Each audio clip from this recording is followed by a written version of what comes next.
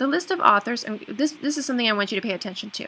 The list of authors who at some point or another have pointed to the identification of Phoenician Hebrew Tarshish with Tartessos in the Iberian Peninsula is too long to be presented here. So in other words, there's a whole lot of people who identify Tarshish being located with Tartessos in Iberia.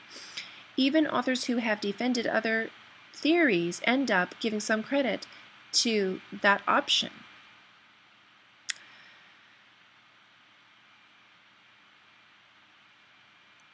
Albright in turn first argues that Tarshish, possibly mentioned in the Norris Daily, must be situated in Sardinia, but then he adds biblical and Assyrian Tarshish may have been in Sardinia instead of southern Spain, but the relatively early age of Gades, remember I talked about Gades and Cadiz, two different names for the same place in southern Spain near Tartessos, and the tremendous mineral wealth of southern Spain in antiquity make this alternative improbable.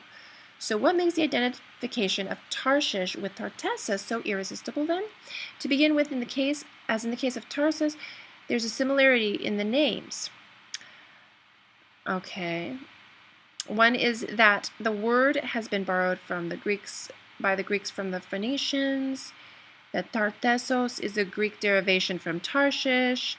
In this case, we're talking about etymology, Phoenician word adopted by Greeks, and so on and so forth. Okay, and so for what it's worth, there you have it. I just wanted to offer these websites to you as further evidence, extra biblical evidence of what I'm telling you. All right? You can decide for yourself. I'm presenting it for you to analyze for yourself. Okay. Oh, I wanted to show you one other book that I just got in the mail today. It's got me excited. Okay, like I said, just got it, so I haven't read it yet, but it's thin. Title. This is one of those print on demand because it's an old title that went out of print. Same author that I mentioned earlier, but it's a different book. Says this: The Aryan Origin of the Alphabet, Disclosing the Sumero-Phoenician Parentage of Our Letters, Ancient and Modern. And I found this really cool chart. Maybe later I'll have time to go into it further. And because it's going to be hard for you to read on the screen, but basically this column right here shows the Phoenician letters, and the letters of India, Hindi, Greek, Etruscan. The Etruscans were the ancient Italians before the Romans came and started their empire on that landmass called Italy. And I believe that the Etruscans were scattered Hebrew Israelites from the tribe of Joseph, and that's why all the history books say, oh, the Etruscans, we just don't know very much about the Etruscans. We just know that the Romans borrowed a lot of their culture from the Etruscans, but the Etruscans are such a mystery. Anytime you hear the history books saying, oh, we don't know, nothing can be known about such and such civilization or such and such tribe of people, or we don't know who they were or where they came from. Anytime you read that in a history book, it's a bunch of historians trying to BS you. They were ancient Hebrews. So, Etruscans. So the Etruscan, if you look at this chart, the Etruscan is the same as ancient Hebrew.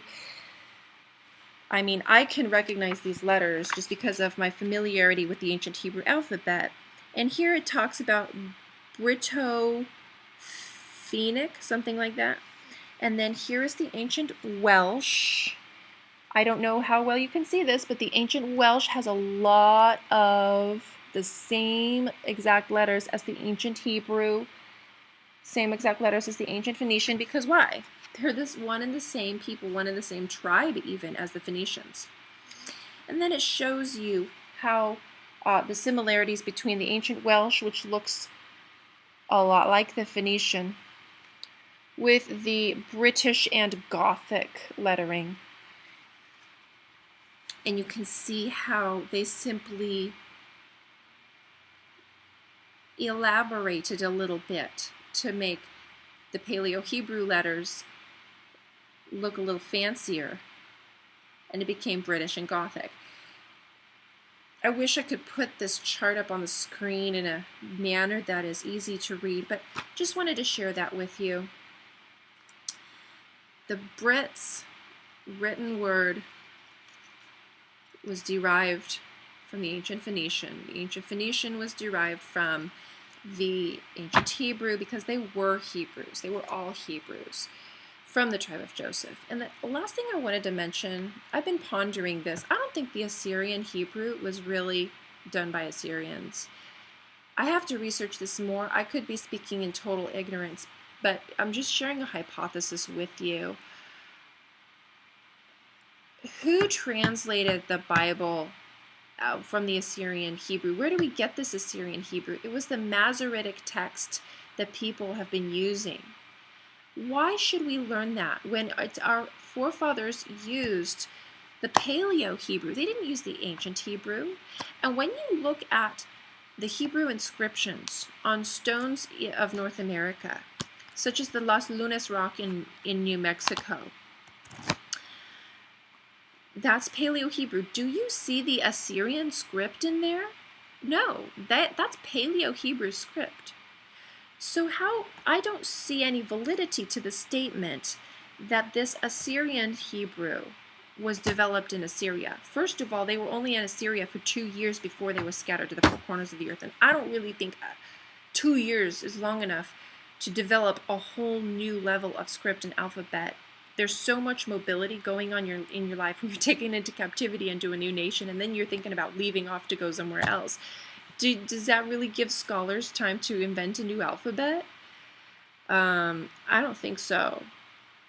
Especially when you find the scattered Hebrew Israelites, their inscriptions on rocks in places like New England, in places like Appalachia, in places like the Las Lunas rock, are not written in the Assyrian script, period. So once they got to Arzareth, what script were they using? I don't think they ever used that so-called Assyrian script. This is just an idea of mine. I take full responsibility for it if I'm wrong, because I could be wrong. I think the Masoretes invented that script.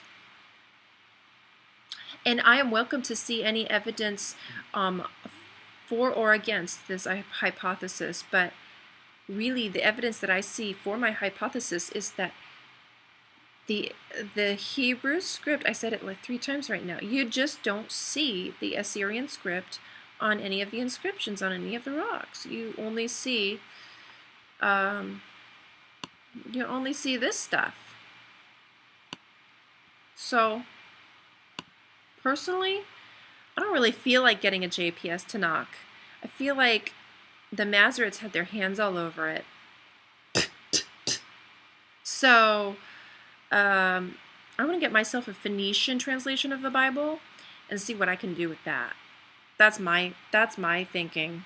And since I learned on this website that there are ancient Phoenician transcriptions of the Holy Bible, because they don't have any of the original manuscripts, but they have Phoenician manuscripts, I'm thinking, coolio, I want to get one of those, because that's the Hebrew right there.